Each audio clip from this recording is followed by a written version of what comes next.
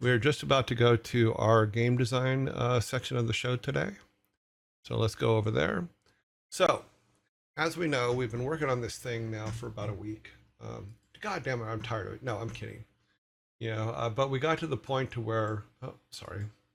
We got to the point to where we got our basic setup all done. We have to catch people up. We have our basic areas done. So we have a forest, which is the green area. We have the village, which is the red area. We have the mine, which is the dark area. And then we have some basic maps laid out for the mines for now. May not be the end of the final versions of the mines as we build them, but it's a startup. We have a bunch of stuff as far as like what people are in the village. We have our apothecaries. We have, oh, that's pointed in the wrong way. Oh no, it's not. Okay. So the yellow notes are things that our guys can be sent to do. These are the people that live in the village. So we have a blacksmith. We have a skilled blacksmith. We have all of our village peoples, all ready to go. We have our mining people, and we'll have to build like foremans and stuff like that. But what I wanted to do was jump a little bit ahead now that we have the basics worn out and start. Because what I would do with this is I would hand this to a someone who builds the actual levels and say, okay, start building out these towns and stuff like that for me, so that we can, as we're working on coming up with new ideas and stuff, they can be building the base forest, at least the base forest and the base village, and then we'll get to the mines later. So I went this weekend, and if you look in our Discord, I put a link to the tutorial that I did this weekend for, well, thank you, Ghost Boy. Ghost Boy Boyalk. Gotta get to work now. Well, thank you for stopping by and thank you for the raid. Thank you very much. That's awesome. I'm a go. Okay, me, Victor. I have studying to do. Yes, do your study. Physics are a good thing. Okay, so what I've done is I started looking at Game Maker, which is a program I have never used. I know that Thor uses it all the time, and I could probably go to him and say, do this for me real quick, but I wasn't going to do that because I thought it's something that we have to all learn together.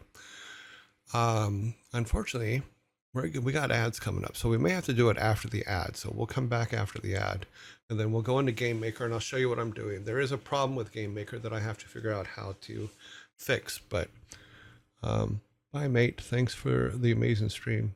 Oh, cool. Thank you, Ghost Boy.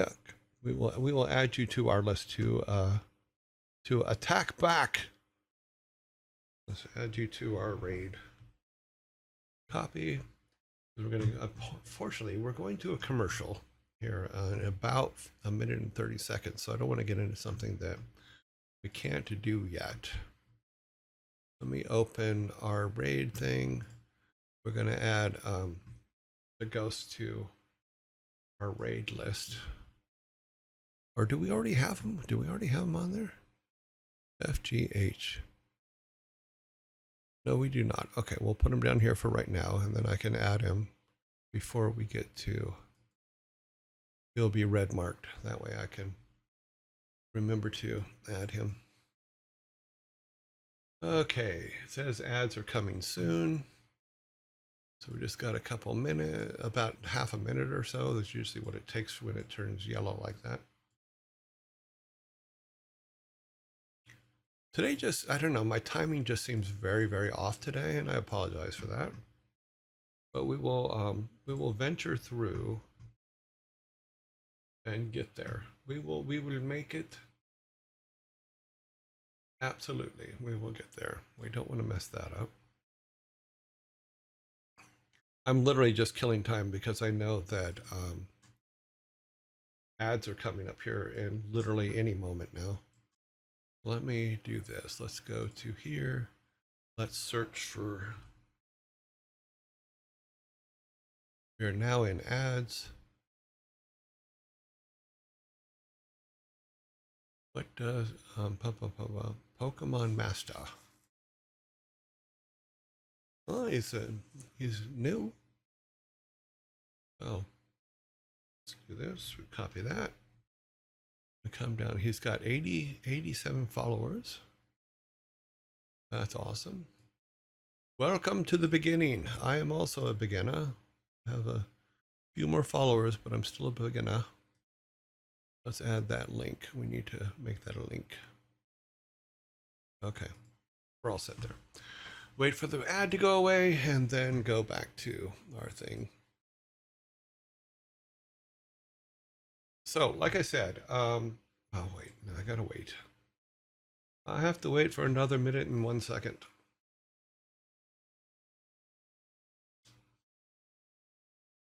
So how's everybody? How's all of our subs doing?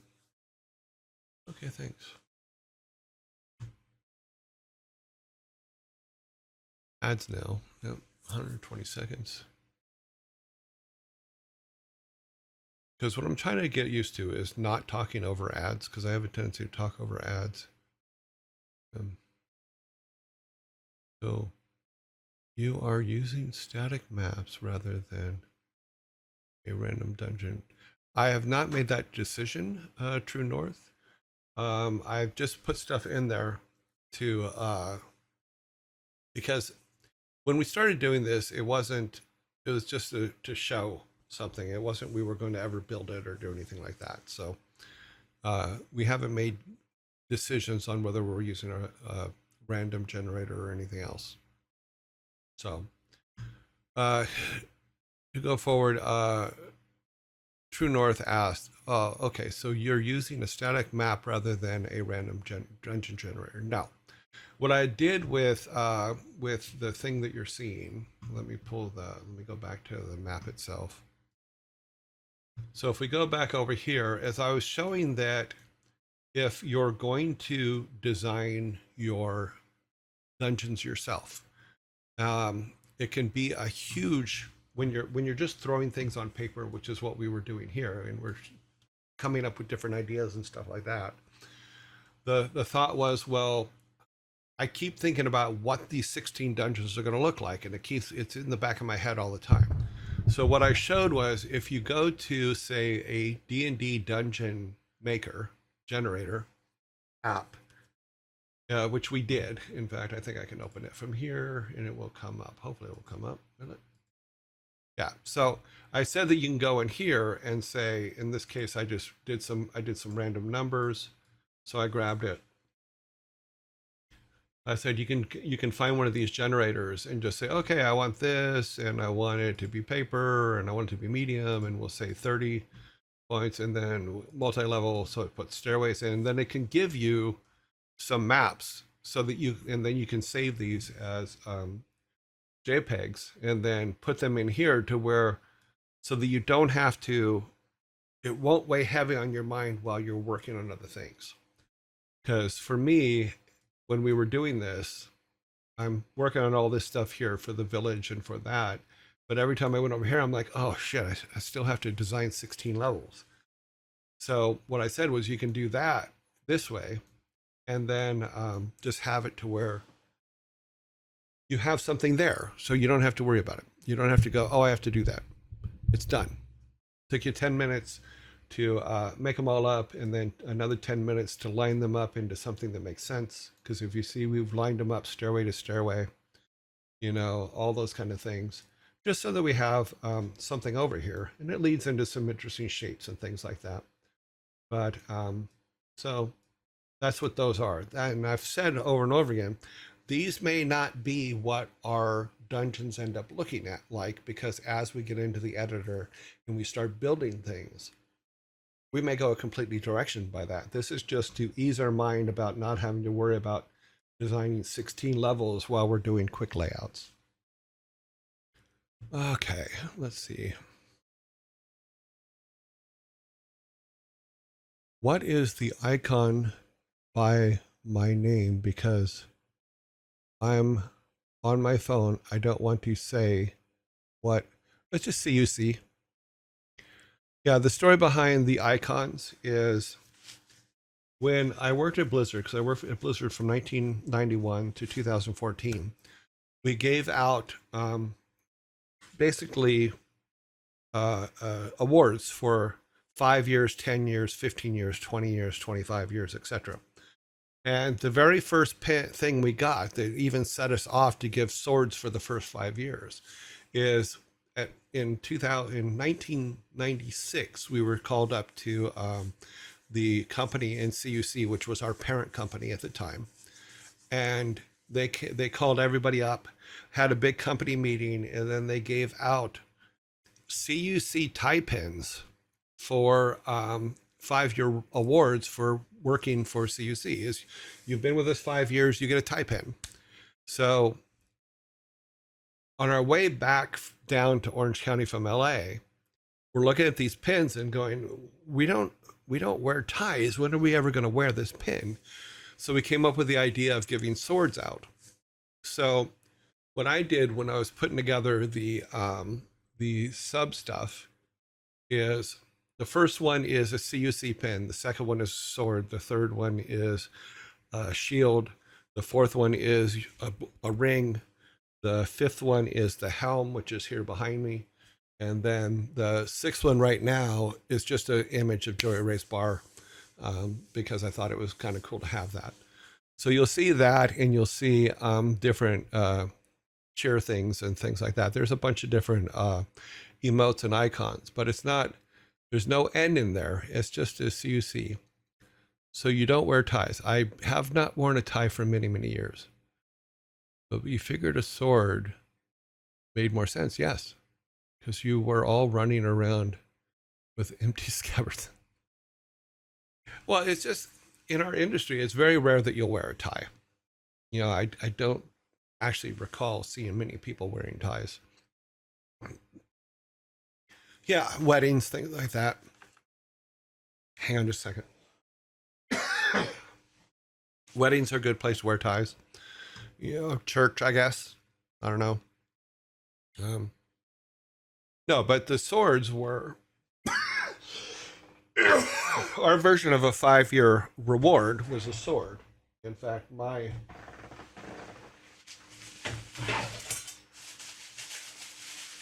original Blizzard sword is right here. It's right here behind me.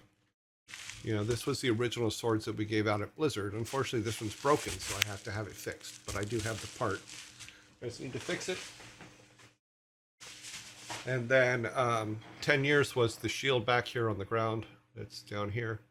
15 years was the ring, which I've worn on my finger for, God, almost 20 years now. You know, 20 years was the helm, which is this thing right here.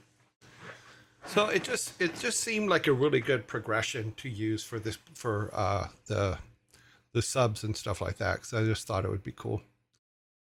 So yeah, so 1 month is the CUC pen, 2 months is the sword, etc. So for those of you that are new, if you're asking me a question, please put @YourJoy at the front of it. I don't wear ties. I do own ties. I do have them, and there is a rare occasion that I do have to wear one, but I don't wear one on every day. It's a bunch of nerds, yeah. So tie pins weren't about nerds. Swords were. I think we made the right choice. Okay, so back to this. So I was looking through this, and we pretty much got to a point to where we had all of our main places planned out. We have our forest, which is the green part here.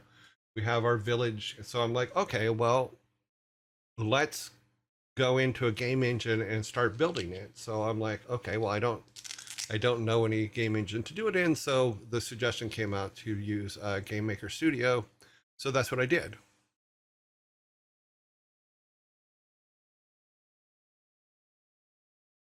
Oh, thank you for that. I didn't. What's I discover? Okay, yeah, cool. But awesome, though. I dropped the URL in the PC for the PCG website in Discord under Learn. Cool, perfect place for it is the Learn section. I'm so glad you're saying CUC and not Acrom. acronym. I don't know what that word is. Not the acronym. Acronym. What is the acronym? Yeah, I don't know what the acronym is. All I know is that they went out of business and they got sued by the uh, stock exchange or whatever. Not the stock exchange, but the guys that run everything over there. All right, so we're going to go and look at what I've done in Game Maker here. Let me get it up and working here. So the problem I'm having now, we're going to have to do this kind of in a weird way because I can't actually load the game engine version. So we're just going to look at the rooms and stuff like that. So let's go and turn this on. Okay, so let me make sure that we have enough window here. Do we have? Okay, so what I did is I started making our forest. And yes, I put our happy little trees in there because it made me laugh. And I needed some temporary stuff. So in here, we can still go in here and we can draw the forest floor out, you know. We can put in some, right now we have the little versions of the happy trees to make it look like, or we can use them as bushes because it's all temporary stuff. You know, this here is grandfather's um, shack or house. I did make the house. So here is the house, and here's our guy's bed, and then grandpa's bed, and then their little kitchen. You know, and here's our little test guy. And hopefully by tomorrow, I'll figure out how to run the engine part without crashing OBS because apparently it crashes OBS. But so what we'll start doing is if we take this and pull it to the side here, we'll start doing this is we'll look at our design that we have. Sorry, I'm struggling with these things. Let's put this over here. So right now, in comparison to our design, we have our layout for everything's overlapping here. See if we can make this over here a little bit smaller. Oh, we can. Cool. So let us pull this over here. We can get a good side by side. So if we look at what we're doing here, let's pull out. So if we call this our forest. We have grandfather's shack here, which I've built in the corner here. So we have our corner here. Here's grandfather's shack. We can go in and out of the shack. There's actually code there to go in and out, and hopefully by tomorrow, like I said, I'll figure it out. But yeah, we can start building out the shack. We can start building this out. So I have just a few tiles here, so it's not going to cover everything. But we can say, okay, let's grab all these guys and just start filling in our forest. And right now it's just literally, let's just turn the whole thing green. I think that is there a bucket here? Oh, there is. There. So that takes care of that. Everything that is not path or anything else is there. So then we can say, okay, let's go to, let's grab, let's say just a square of these. And we can say, okay, let's start drawing. Why is that not working? Oh, because we have to go back to the pin. Okay, so then we start drawing our path. We have the path going into town. We have the path going back and around and off to the big city. We have a path going to our lake. I don't have any blue ones. I'll have to make some blue ones. But these are just temporary, so we'll just oh, that's fine. Yes, we'll clean these up a little bit. Oops.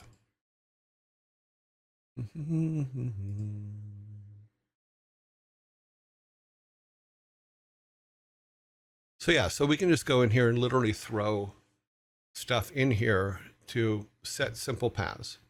We can also say, okay, this area over here is This is like the grandpa's yard, shall we say.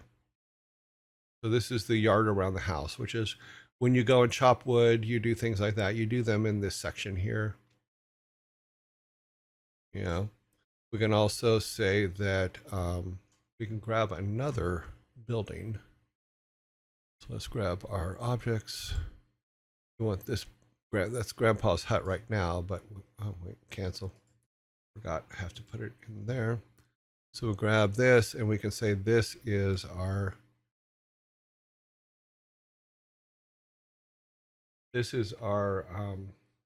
clinic or our training center. I think we're gonna have to make the force a lot bigger, in all honesty. But we'll do this. We'll make 2 buildings here. And I think we have to have a black background on the bottom of them to make them stand out. Oop-a-doop-a-doop. Zoom in here.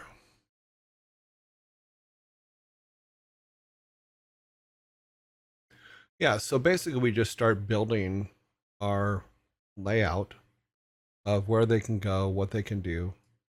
And it doesn't have to be perfect. We're still just blocking stuff out because as we start making artwork, these dimensions will change. It's not, oops. And as they change, they will become better than they were.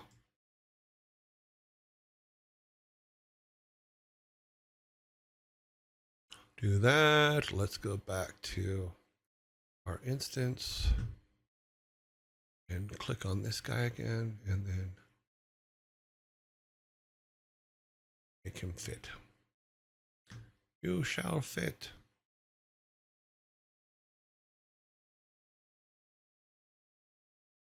That way we have one. Then make another one.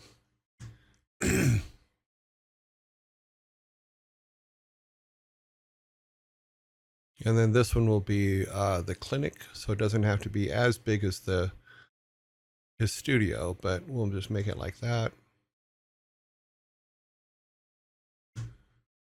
Go back to tile set.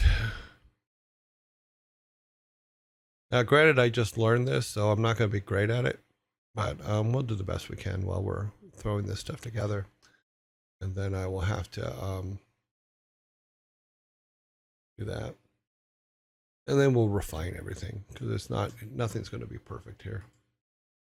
Oops. I go back up to this instance, click on this guy and make him the right size.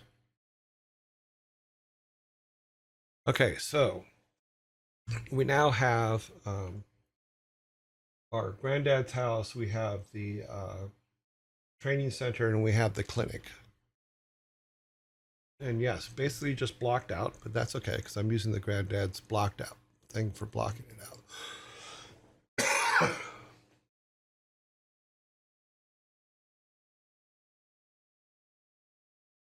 So we can do things like add more trees. Let's put some trees in. We have happy little trees. And we can make fat trees and skinny trees and trees that grow on rocks, you know, that kind of stuff. We make a big granddad tree.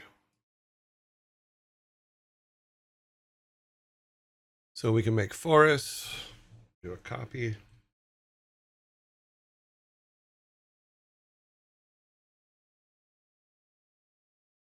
We can set priorities for who's in front and who's in back and all that afterwards, or we can even just build it down this way where they're all kind of everywhere. Also a really good place for hiding things, you know, behind other things. So we build forests. So this basically will give us our basic layout. Put another building up here because we're just mapping out buildings real quick. So we can put another building up here for the lake. I do need to make some stuff for the lake. So this would be for the lake house.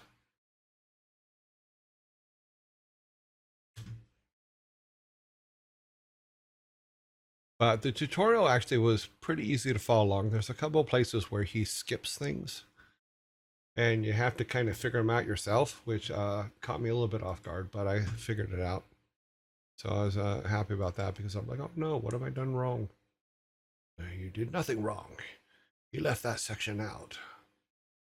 That had to do with, we're going to make that a longer building. That had to do with the setting up the code for things.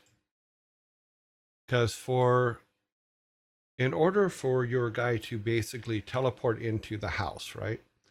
You have to make these entryways. So if you see this green, let me go back down here, this green dot here. This is the green thing that when he touches it, let's see. When he touches it, here's the code for it. Go, okay, what is the codes? So here's the code. Yes, when he touches it, it moves him to, does this get bigger if I do this? No, it does not. Okay. Okay. If he touches this block, it will instantly transfer him to inside the house at these coordinates. And if he does that, it actually puts him right here, right in front of this green block here, but he'll be facing upward because he's coming into the house. There's also the block here, which sends him to the forest. So if we look at this, it says, okay, go to the forest room and put him at 208, 686. So if we go back to the forest and we move this out of the way, and we go to, if you look down here on the corner, here's the coordinates. If we go to 208, 686, it puts him right in this area here when he comes out of the building. But he's also facing downward.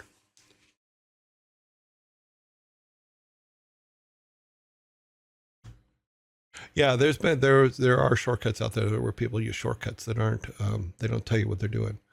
I made a side-scrolling thing in Game Maker with a animated character. I couldn't figure out how to webify it because I wanted it to work in a browser. Yeah, I don't know the answer to that. This is all new to me. Usually, I just hand artwork and designs to a programmer and walk away.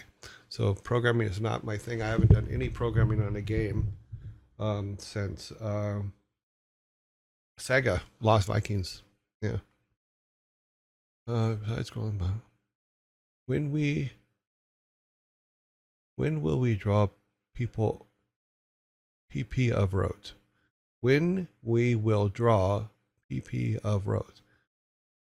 Yeah, I have to make some path stuff, and I started working on some, but it turned out really ugly.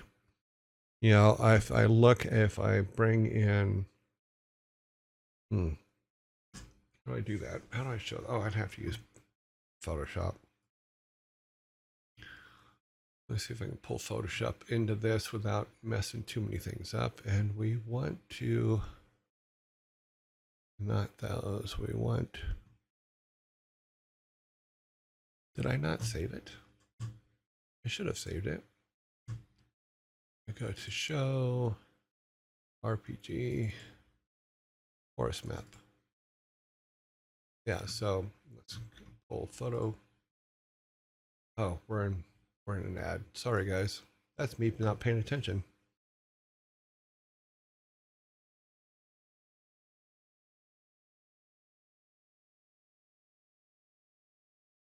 Yeah, Devil King. Yeah, this guy, there's only one thing that I saw that he skipped, but I was able to figure it out. And that was, he shows you how to go from one room to another room as far as the teleport. And then he goes, oh, now I'll show you how to do it, how to go back. And he didn't show that, but I figured out how to do it because he had a problem with his system, I guess. And when he came back, he didn't add that in. The happy little trees have made my day. I'm glad. Because I haven't decided what the art style of all this is going to be yet. And it will be important later. But we will see. Let me set this up while we're waiting here. Let me go back to design room, add a window capture, Photoshop. Okay, and that's odd.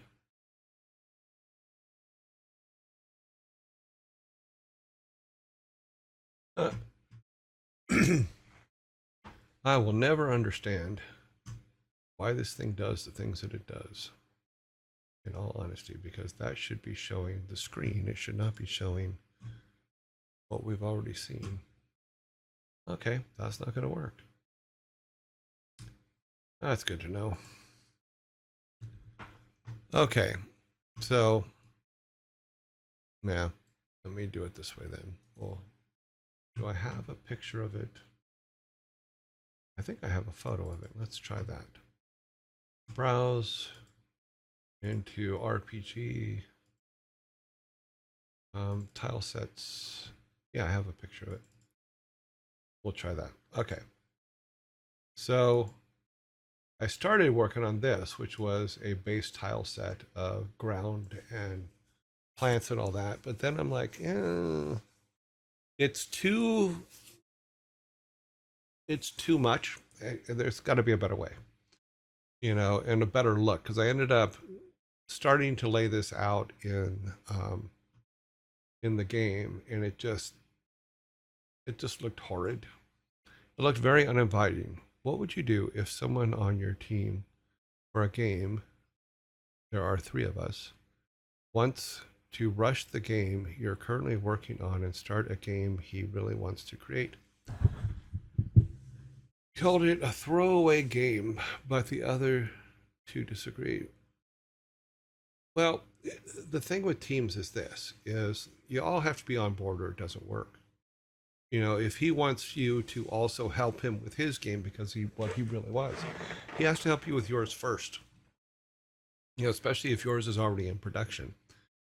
There's 3 of you, you should be able to sit down and talk about it. But if here's what's going to happen is he's going to, and I'm just talking about general humans. I'm not talking about him personally. When I say he's going to, I mean, most people would do this, is they will yell and bitch and lament until you give up and do their game first. Or they will be resentful and not do their job on the game that you're working on. More intelligent people, or people who are a little bit more evolved, will go, okay, well, let's finish this up. Let's do this first, and I'm going to put all my efforts into it and do a good job on it, and go from there. But if he's saying that he's not going to, that your game's a throwaway game and he doesn't care about it, then let him go and get another 3rd person. In all honesty, let him go do his game and you guys finish yours. Because the problem that you have is that one bad apple in a team can ruin a team.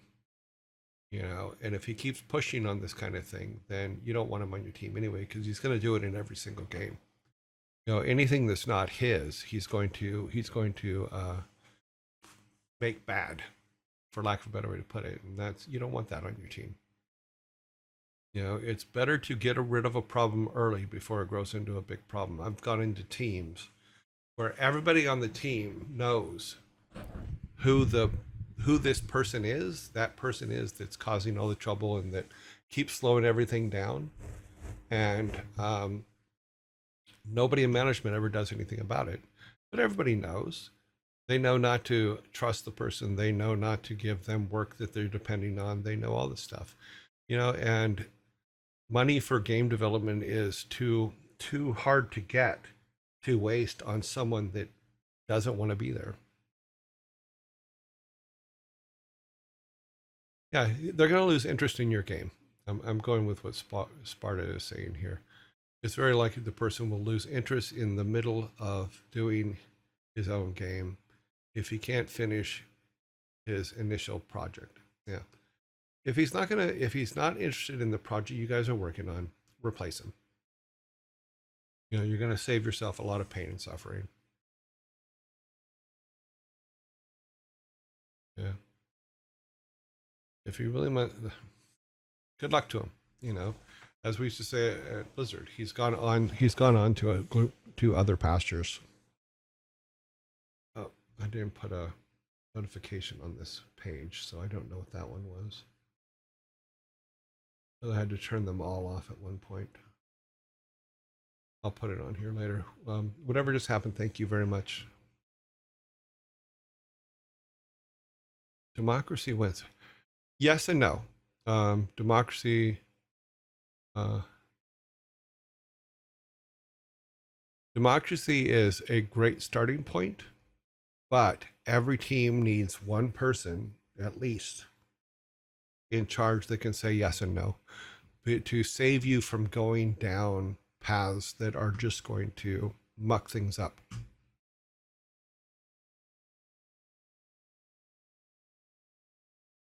Yeah, I mean, as the more he becomes a problem, if he does, I give people the benefit of the doubt. If he goes, you know what, that can wait till later. Let's get this. Let's make this the best we can possibly make it. Then 100%, yes, go. Keep him, hang on, do all kinds of things, and then work with him on his project after yours is done. But tell him this, that any time spent has to be time he's spending on your project. You can't say he's working on something and not do it. And he has to make his deadlines and stuff like that. And if he does, then fine. If he doesn't, then, you have to have a more serious talk with him. Well, Sparta, I disagree with that. I think that democracy does work if it is for lack of a better way to put it, a controlled democracy, which means the rules apply evenly across the board. Especially when it comes to game design, because you want to, a managed democracy is a good way to put it. Yeah, thank you, Chaos. Chaos is saying a managed democracy. That cracks me up. Not because of the person, but because of the meaning of chaos. More than often not, democracy doesn't work. It does, but it just needs a final call. There has to be someone somewhere on the team that can say yes or no, and that person's not always on a team. The way that I was taught at Blizzard was that you listen to everybody and then a decision was made. It wasn't a bad thing to people. It was just, this is a decision. This is where we're going with it. Sorry, I'm drawing in paths while we're talking. If somebody needs to draw the paths, and I grabbed the wrong thing for it. So we can refine these quite a bit to where they look actually more like paths.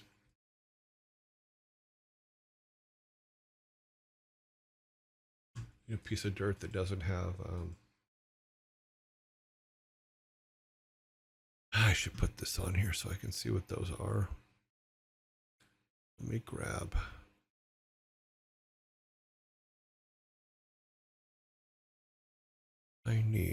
Let's grab that. But yeah, it sucks to have to fire people. It really does. I've had to do it quite a few times through the years, and there is nothing enjoyable about it in any way, shape, or form. And but sometimes it's either that or live with that person being a poison pill in your team the whole time they're there. Because humans do that. They become bitter, they become mad, they get mad when you tell them no too many times. But that's just it. Are you telling them no because you didn't define what the North Star is or not? Meaning, where is it you're heading? In the old days, they would use the North Star to guide themselves. So Everybody on the team has to have the same marching orders. If you're giving different people on different teams different orders, then you're screwing your team over. You know, there's no way around that. Oh, that's too thick. Back to green. Nice thin path. Yeah, that's better.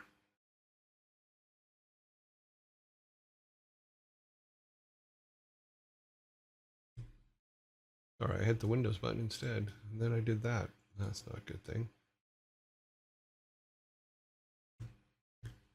Look, realistically speaking, you can get your partner down and sit down with an odd member and try to talk to them about it. And if is understanding that the better you do at your first project, the more knowledge you'll bring to your new project. Correct.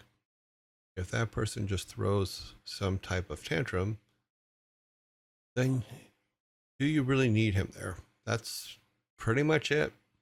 I think Sparta is correct on that.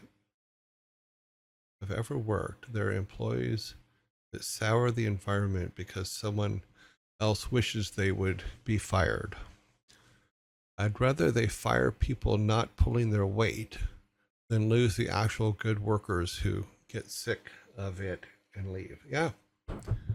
It's like the old saying is, are you helping train your people? And there's a old thing. I was thinking about getting a t-shirt for it, but I haven't got a t-shirt for it yet. It's basically, God, what is it? CEO goes to the COO and says, we need to train our people. And he goes, well, if we train them, what if they go somewhere else? He goes, yeah, well, if we don't train them, what if they stay here?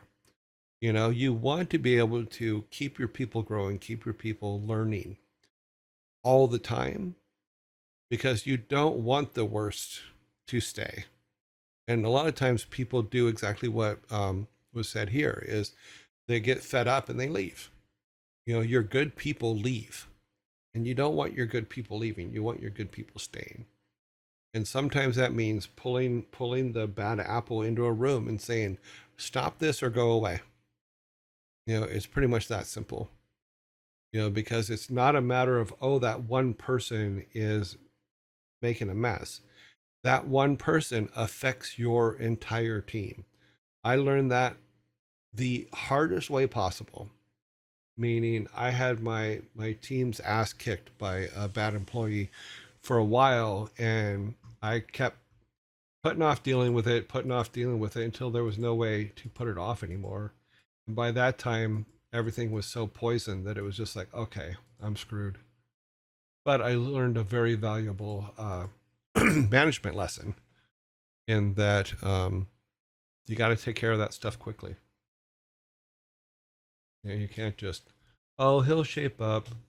You know, that's one thing that using a PIP is good for, a personal performance program, is you set them up on a PIP and then explain out completely what it is that they're doing wrong, how you intend to help them fix it, what their responsibilities are, what your responsibility is to help them, and then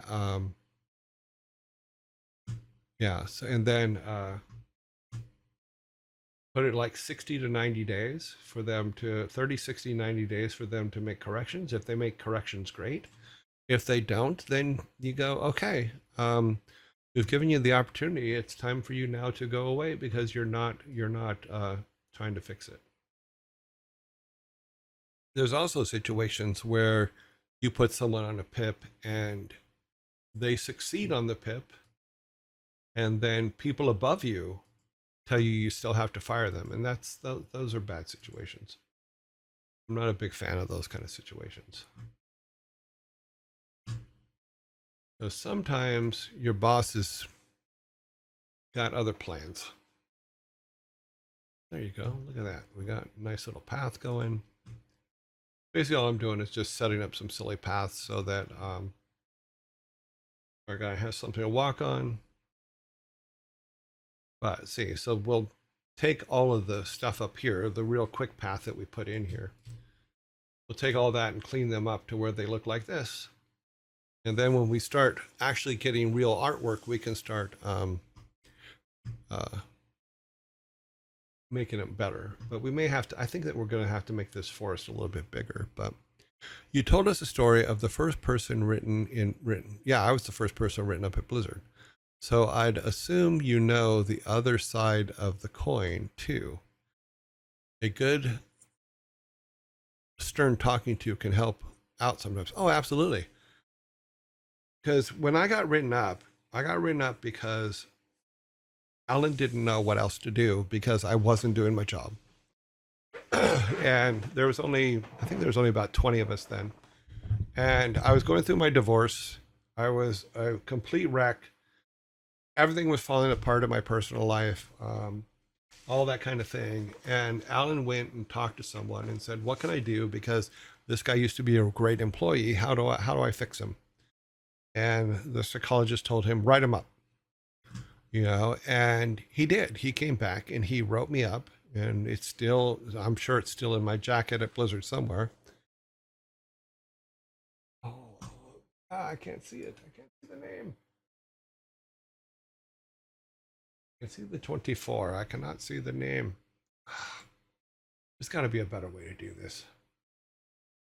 I have to make it bigger. Make it bigger and put it in an area on the screen where I can read it. So the other side of the coin was this: is Alan needed me to be doing my job. I was so caught up in my own personal stuff and my divorce and stuff like that. So he wrote me up. He brought me in. He basically told me, "Look, I have no choice here. You have to do your job. And if you can't, then we're going to have to let you go." And we did the formal write up, all that stuff, what was expected of me, all that stuff. And it slapped me in the face.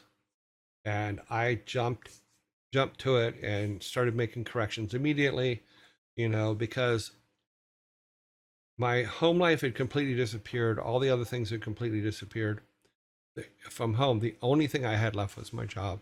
And it made me just like, I can't lose this too. So it made me buckle down and do my job. And sometimes people need that. Sometimes people need to see that the people around them are going, "Hey, you're failing.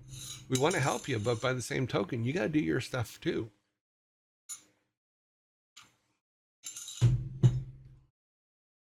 What was my task before I hit management? I didn't see why we had to fire someone, but the higher ups wanted it done anyway. Yeah, that's happened quite a few times. Is there's sometimes your people piss other people off, and sometimes those other people are in a power position where they can come in and just say, "Nope, they're done." I had one that he was written up. We gave him a pip. He did all of his stuff. He had made all the corrections that we had asked for. And then I was told by my boss, this was about 3 or 4 months later, I was told by my boss, basically, "You're firing him today. HR is going to call you in and you're going to fire him." And I'm like, "But he's done everything that we've asked him to do. Why do I have to fire him?" And he goes, "Because I told you to." And sometimes it's just that simple. Is your boss has said, "You're firing the guy and you're gonna, or girl, and you have to fire them." So you have to go in and sit with them and unfortunately watch them fall apart as they lose their job, which I think is one of the hardest things for me. That would be the hardest thing in the world. In fact, to lose my job would be horrible, at that time. But it is not always in your power or their power to save them. And the bad part is you will always be blamed for it, no matter what. For the rest of your life, you will be blamed because that person lost their job, whether because your boss is hiding behind you and has made that decision without you. And that is not a place to be. That just sucks. I'm sorry. That's just yeah, not fun. And then there's also things like layoffs. There was a few layoffs at Blizzard when I was there, and it was a lot of those decisions were made by upper management, where the managers really had no call whatsoever on it. They were never even asked. They were just told, "Here's the people on your team that no longer work here. Go. We're going to let them know tomorrow." Which is sad because I can think of at least one situation where if they would have came to me and said, we need to do layoffs, who would you suggest we let go? I think the it would have been a better situation if they had done that. But sometimes it's literally any company. It's about numbers. It has nothing to do with whether the person that is being laid off is an asset or not. They go basically by whatever the last reading was from their yearly review. I was asked to fire two people, and this is from Chryson. I was asked to fire two people, and I agreed with them. One person has not been working and has not kept up with things. The other was a flake, remote worker, never available. It could not be continue with him. The surprise was they asked me to fire a guy who was producing a team of 4 others doing our version of a similar work. We were both taking results from a prototype contract and adopting it to our software, and he was phenomenal. I told him I would be there as I was his manager. Continued. But I would not fire one of those best performing members of my team, if not the best. And they did fire him, and I was gone within a year and a half later, as that was my last straw. Yeah, the thing is from a corporate standpoint, sometimes it has absolutely nothing to do with whether the person is doing the job. What it has to do with is how much are we paying them, and can we cut? We're cutting budgets, so we have to cut budgets. So who's the most expensive one? Because we can lose one of the most expensive ones, or we can lose 4 of the least expensive ones. And they don't go in and look heavily. Ads again? No, not yet. Yes. Damn it.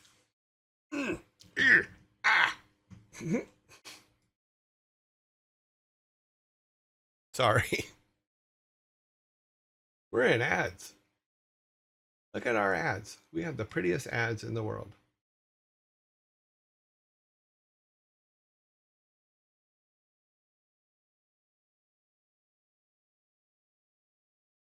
Yeah, I'll have to find out why our make this road out this way.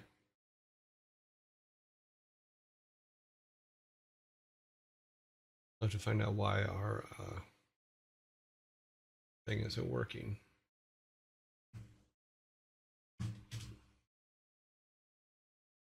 Oh, this is a good little test here. A little test thing. Okay. Yeah, sometimes it's a money concern. It has nothing to do with whether the person is valuable or not. Layoffs are a tough one for me because I don't. Oh, you sub, you see no ads. Okay, sorry.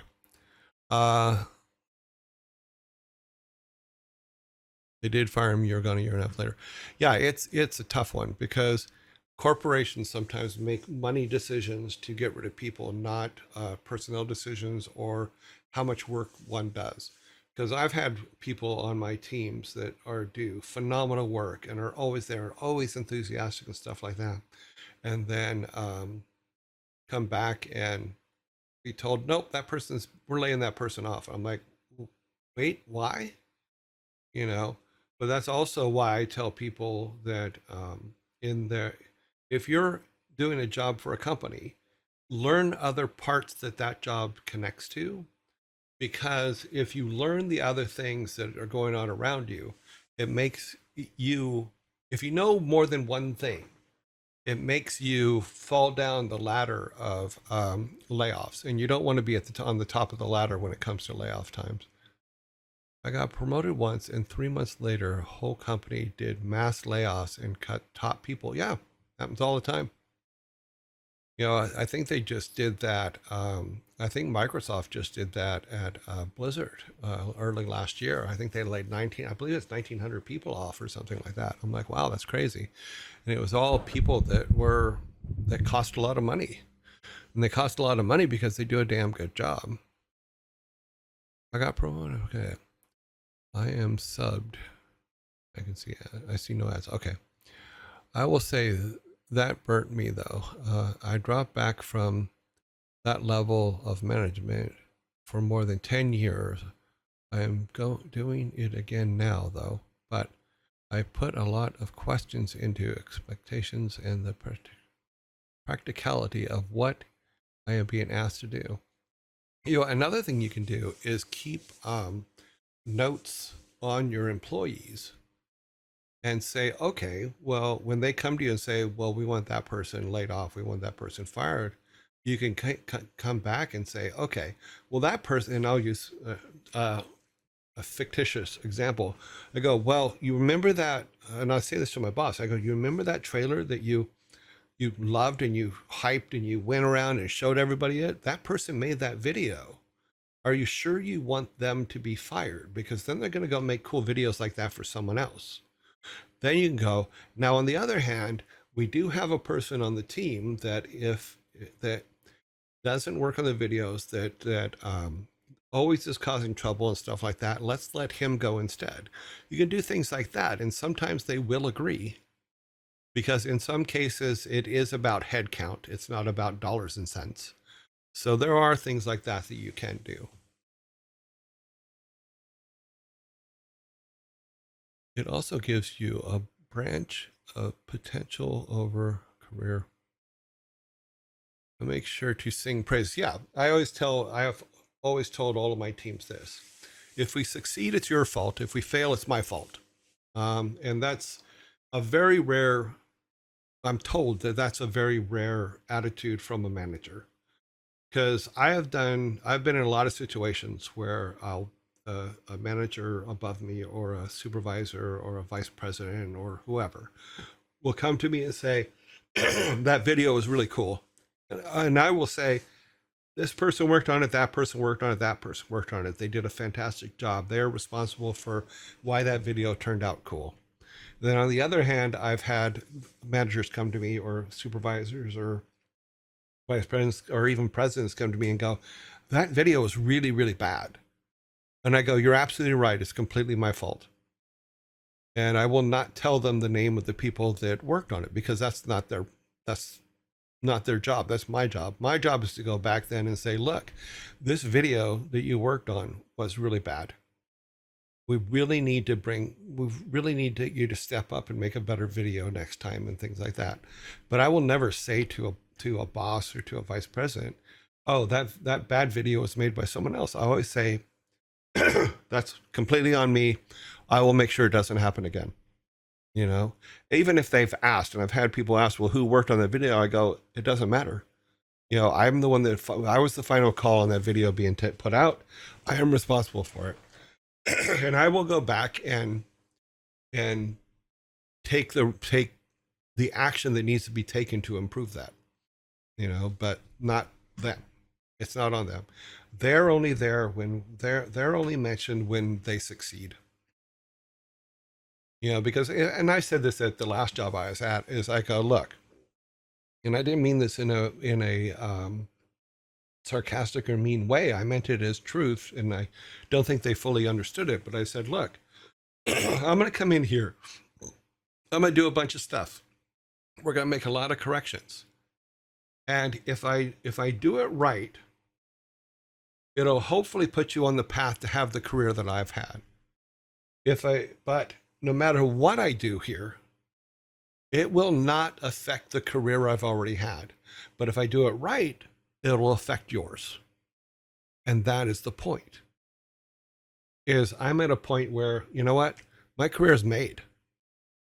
I can go anywhere, do anything I want, do whatever, or go make stuff up, which is basically what we're doing here.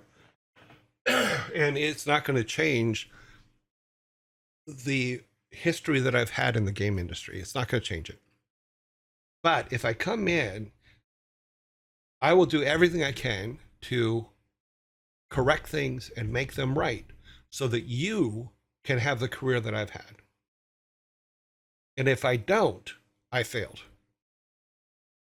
The last job I had, I went in and it took me 4 years to pull a department apart, rebuild it, put the right people in charge, do all that thing. And then I went to my boss at one point and I went, okay, they don't need me anymore.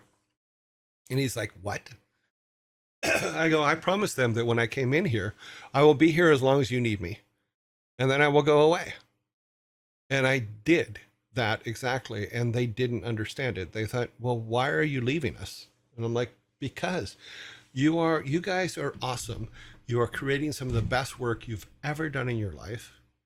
We now have a good boss above me because my boss was replaced while we were there. I go, my design, my lead designer and my producer were phenomenal and are in the right place and doing the right things. All I can do all day now is just sit around. That's where I wanted to be. As soon as I got to the point where I'm just sitting around, because you guys have it all. You guys have control of it all. You guys are doing phenomenal work. Everybody's loving it. Everybody's seeing what you're doing. I'm not needed anymore. I can step out and then I will tell my bosses to take the money that they're spending on me and raise the salaries of the people that are actually running things now. You know, I don't think I can go anywhere and do anything, but my ego is to the point where I believe I can, and I am not concerned if I can not. It's freeing. Yeah, it's freeing when looking at career moves. Yes, it's absolutely that. But the thing is, and we've talked about this before in the stream, is you have to take your bows when you need it, meaning you have to congratulate yourself because sometimes other people won't do it. One of the things that I suggested in the first couple of weeks we were doing this is at least every year, every 2 years, write your resume. Doesn't mean you're going anywhere, but sit down and legitimately write a resume that you would send to another company. The reason why is twofold. Number one, you never know because companies lay people off all the time. But the most important reason is because you need to stop and see the great accomplishments that you've had. This was one of the things I was horrible at is I was always 4 or 5 projects further down the road than the projects people had just seen and were talking about. We were already on to the next thing and not even thinking about it. So I would forget it. Yeah, you're absolutely right, the Savvy Otter. It's so easy to overlook your own accomplishments. So stopping in every year, 2 years, writing your resume gives you a moment to sit back and go, oh, I remember that. Oh, I did a good job on that. Also just keeping a log, of things that you worked on so you can go back and look at it later. Things that you've accomplished, times when your boss came to you and said, that was outstanding. That was awesome.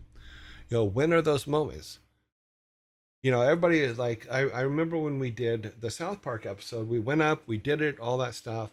And then by the time people saw it, we were off 4 projects deep again, and it's like, oh, they go, oh, that project you did was awesome. Or South Park was awesome. I'm like, oh yeah.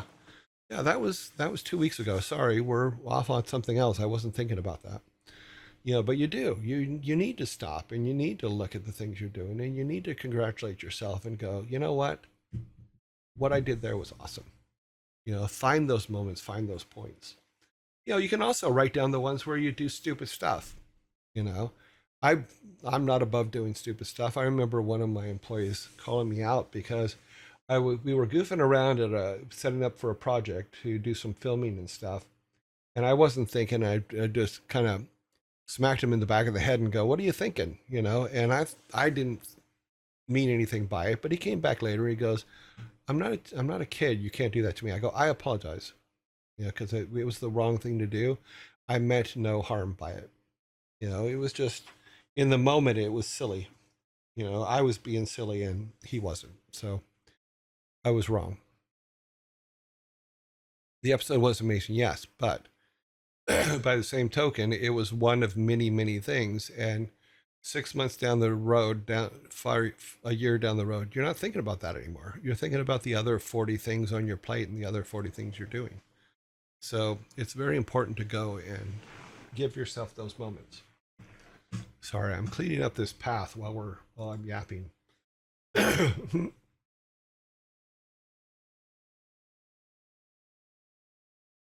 still trying to learn the controls for Game Maker here because it's quite a bit different than I thought it would be. Now, I my understanding is there's an automated system for this as well, which I have to figure out where you can. Wow, voice is going early today. Um, where you can basically assign things and just draw it on. But I haven't. There's a tutorial somewhere for it, and I have to find it. Yeah, this is Game Maker. This was something I put together over the weekend. I don't. I've never used Game Maker, but I did. Why is that not working? Okay, well, oops. Am I on the right screen? I am on the right screen. There, that's what I'm trying to do. Okay. That one's this one. Okay. So yeah, this is Game Maker. I have not used it. I did a tutorial, which I put in our learning section to over the weekend, which got me this far. It got me to put a room together, which I did over here. You know, and be able to teleport between rooms. Show me how to make sprites for stuff, so I can move the kitchen stove around, or I can move the table around, etc. And I also built these. They're very silly, but yeah. And then here's our little guy, and he has all the different angles. But I can't, for some reason, when I try to play it on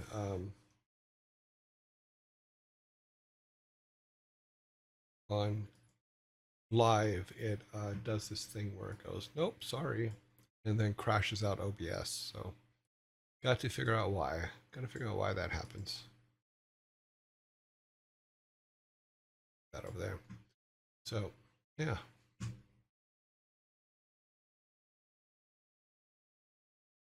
Mm-hmm. Learning from achievements is and mistakes is key. Yeah, you have to also look at the things you've done wrong and say, okay, how would I handle that better in the future? You know, because we all make mistakes, we all do stupid stuff, and you also have to learn how to be forgiving to other people that also do stupid things.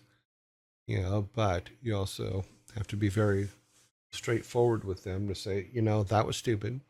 Uh, don't do it again. Yes, all the happy trees are in our. They will be lining up because they are happy trees. And I figured when I put the parallaxing in, if I put some parallaxing in, then it would be a good idea to put our happy clouds in the background. Because this is just a test thing. It's probably not going to be a final project. Um, but I thought it'd be kind of cool to have that. Yeah, that's good. Unfortunately, I used some of the blocks that have walls. So that's another reason why I'm cleaning it up here.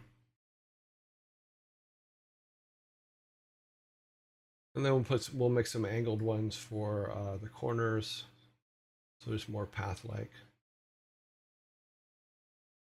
But this will be the path that he goes to Big Town with, and we'll put a exit thing up here.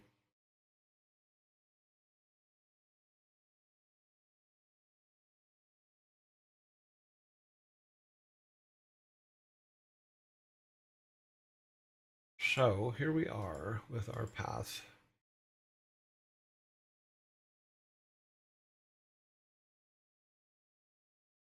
Take the rough edges off it. That's all we ask.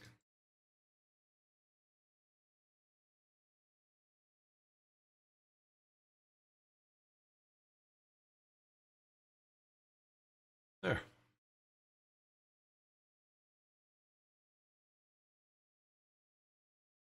So now we have our basic forest.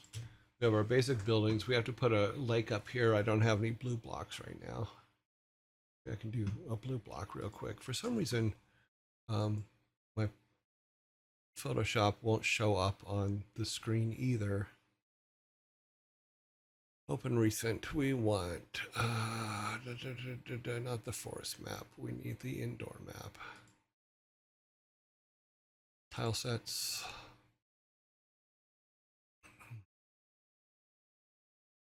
That's first pass, I believe is what I called it. Yep, that's what I called it.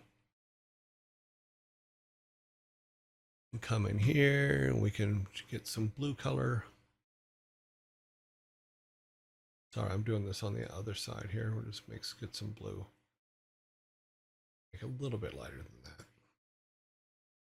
Okay, we're gonna fill this block here.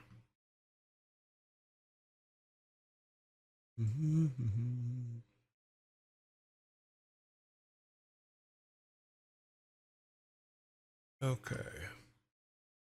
Fill bucket. Gem's now blue. Oops, not big enough on the bottom.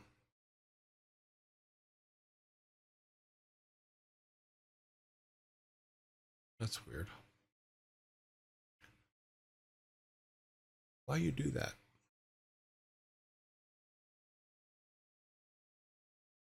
My blue now has a black spot in it, and I don't know why. Come on. Okay, much better. Let's save that. Save, and then export to PNG. Close. File save. Okay, export into our map.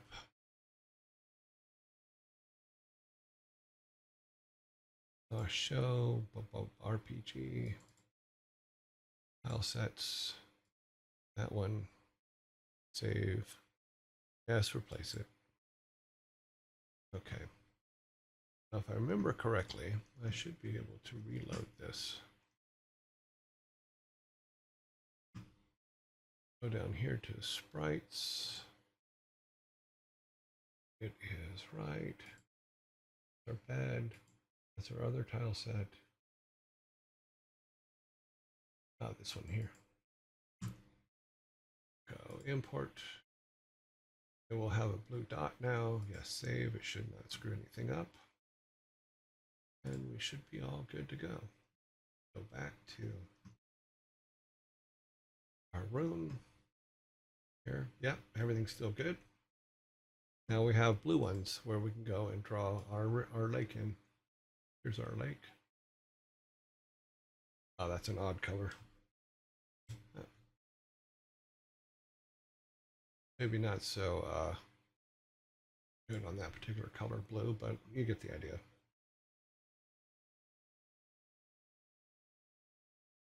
That to where it goes off in it. There.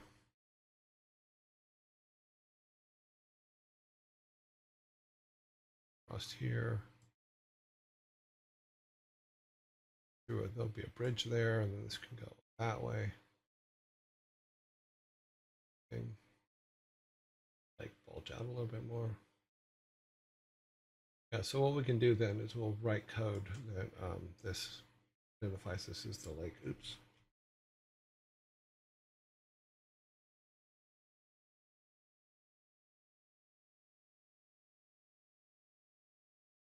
So now we can have our fishing, we can have all those kind of things that we were talking about the other day.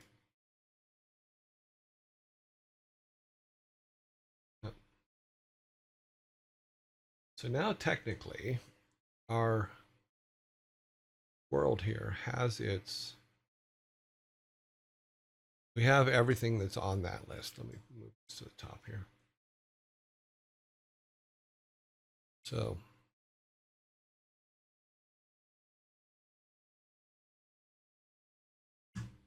okay, so before we hit the ad break here, we have our lake, which is up there in the top. Back to this screen, we have our lake. We have some trees. We have our guild or our workout place, which is here, which is our training center. We have our clinic, which is right next to the training center, which I think is a good place for it. We have Grandpa's hut over here.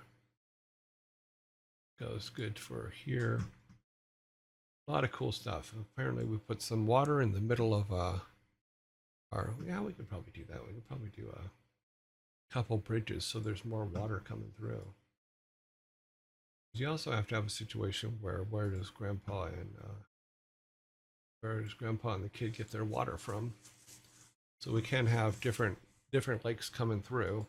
So we can bring the lake down this way. So where it's the river part of it goes like this way and then through Grandpa's yard. That kind of thing, that would be kind of good. But like I said, when we were setting this up, when you start mapping it out in real life and you can like walk around in it, like what I'll do is I'll take this later today and I'll walk around and I'll see how much time it takes to walk around it, you know, and that could be a good thing for us where we can find out how much time we're actually spending in different areas and how much time we expect the player to be there. Because what I want is I want a good 9 hour game, 9 hours for. Oh, I want a good long game. Let's see what you guys. Also, I just want to remind you guys if you're talking directly to me or answering a question from me or need me to answer a question to you, Chimney Legs, thank you very much for raid. Oh, you raided us. Thank you again. We got another raid. Let me do this real quick. He is one of the people that we have on our raid list.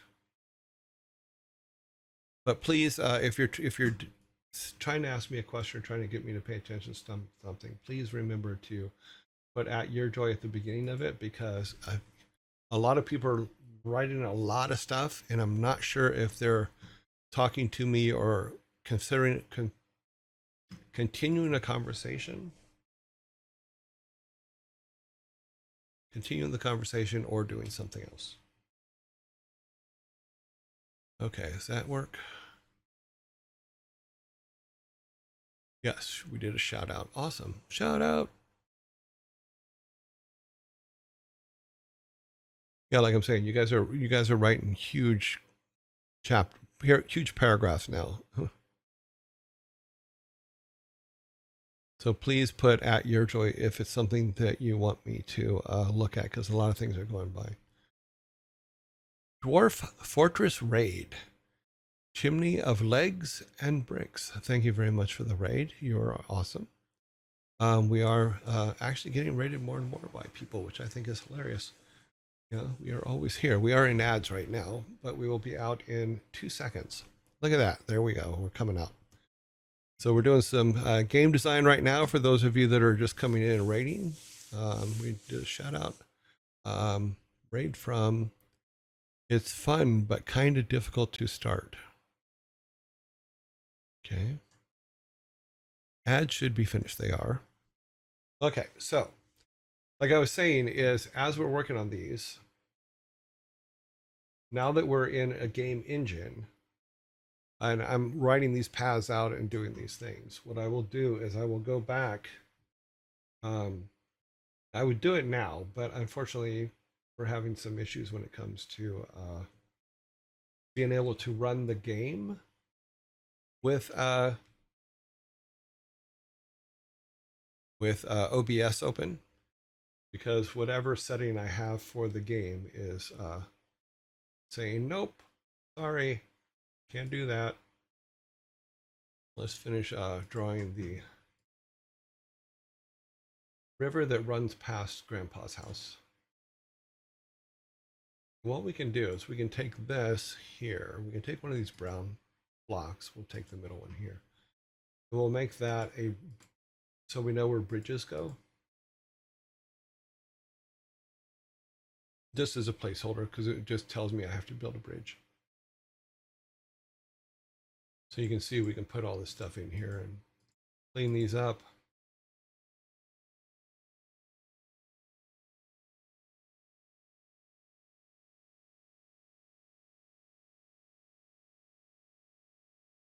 There we go.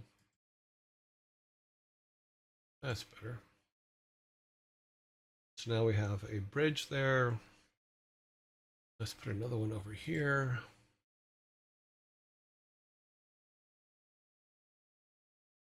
Add some more to that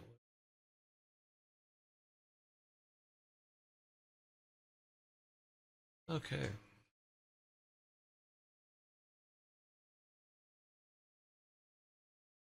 So like I said, I will go. I need to be able to run it in engine and then go around and talk or walk around and see how much time it takes us to walk around.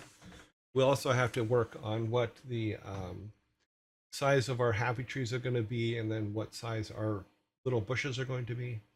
Little bushes, right now everything's based on a 16 by 16 block. Also very funny that every time I move my mouse, I have a tendency to overwrite.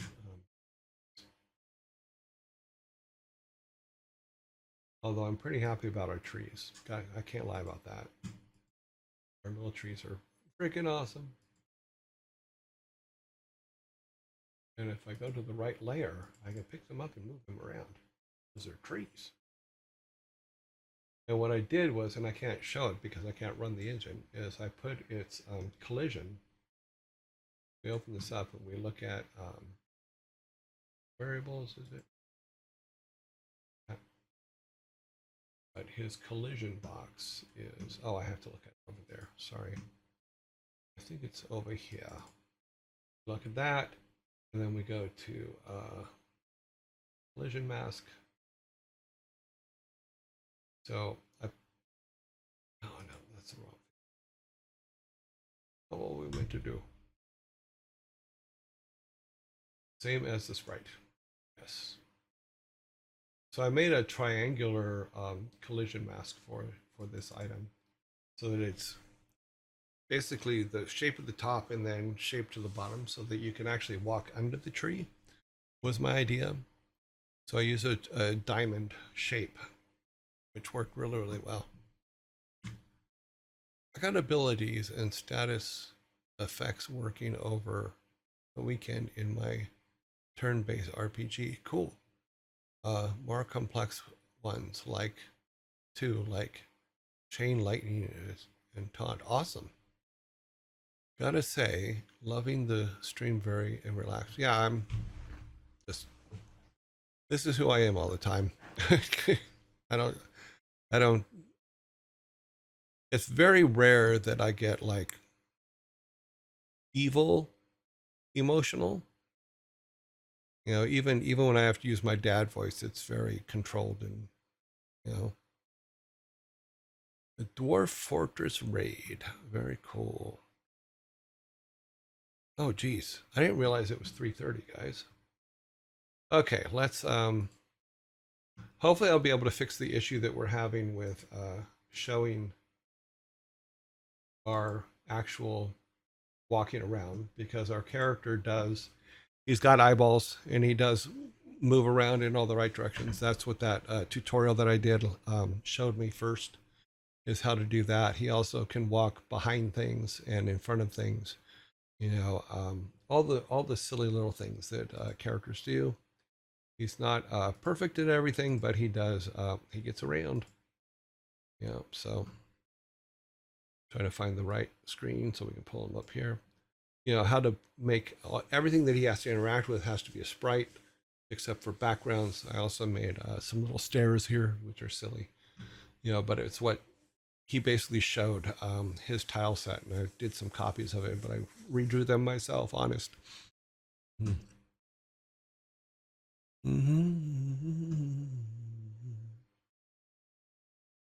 It's fun watching you make fun watching you make a game and explain the process. It help with people like myself that aren't technically smart. You know, it's all learnable, Chimney. Everything's learnable.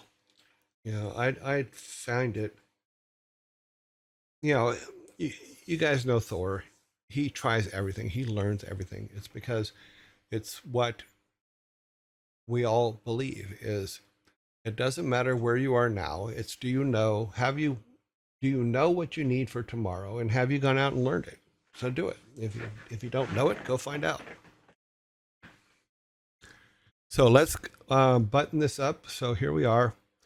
We have a first room. We have our forest. We have our forest room, which I think should be bigger. So as we build this out, our guy is only the size of one of these little trees down here. So this is how big our guy is. This is as big as one of our little trees here, which is a 16 by 16. He comes out there. So we have the basics set up. We'll do the same thing as we'll make a room for the town. We have our four buildings that are on this map. If we have to expand the map out, that's fine too. And then we'll build our next, maybe we'll build out the town tomorrow, but we're already past time. So let me button this up and then we will go to our next section of things to do because we have things to do. Let me save this so we don't lose it. Save that project. It has been saved. We are moving forward with our design stuff. This is the section that we've worked on today. So we need to do all these kind of things. So we have to have bunnies and a fish. Oh, I forgot the fish. No, I got the fisherman's hut.